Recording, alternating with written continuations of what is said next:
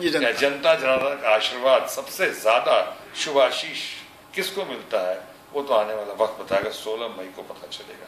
तब तक मेरी शुभकामनाएं इन तमाम लोगों के लिए।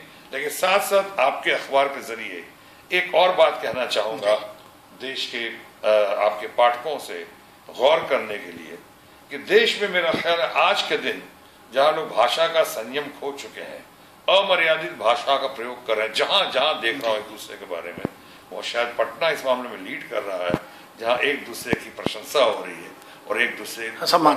हाँ, क्योंकि समझने की जरूरत है। हमारा विरोधी हमारा दुश्मन नहीं है तो हमारे ही परिवार से, है तो हमारे ही समाज से, है तो हमारे ही घर से, हमारा ही देसी है लोग, तो उनको ये दुश्मन कैसे मान लें? तो विरोधी हो सकते हैं और हम सबका स्वागत है। बस एक आखिरी सवाल आपसे और कि इस लोकसभा चुनाव के बाद, जैसा कि आपका भी मानना है केंद्र में भारतीय जनता पार्टी की नेतृत्व की सरकार बन सकती है, क्या उसके बाद बिहार विधानसभा के चुनाव 2000 वो 1 साल बाद ड्यू है, तो उसमें ये माना जाए कि भारतीय जनता पार्टी की ओर से चेहरा आप होंगे, जैसे नरेंद्र मोदी देश में चेहरा है, क्योंकि बड़ी इच्छा बिहार की जनता की है कि उनके बिहारी बाबू एक बार प्रदेश के मुख्यमंत्री बने, क्या आप स्वयं को उसके लायक तैयार मानते हैं? पहले तो मैं आपका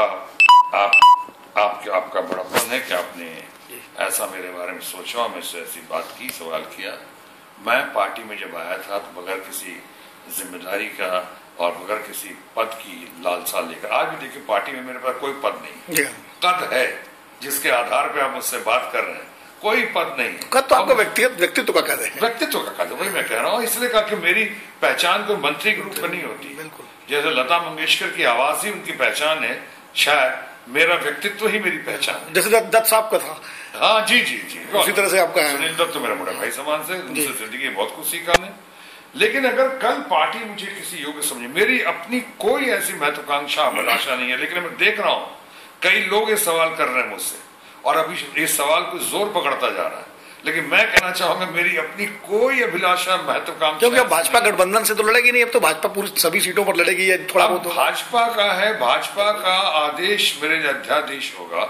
अगर मुझे किसी भी जिम्मेदारी के काबिल समझे, जिस जिम्मेदारी के जरिए मैं पार्टी का, प्रदेश का और देश का भला कर सकता हूं और 4 चांद लगा सकता हूं, तो मैं पार्टी के आदेश को अध्यादेश समझते हुए अपनी मांग नहीं रखूंगा, लेकिन उनकी वाणी को, उनके आदेश को, उनके ऑर्डर को स्वीकार करूंगा, जनहित में, प्रदेश हित में और देश हित में।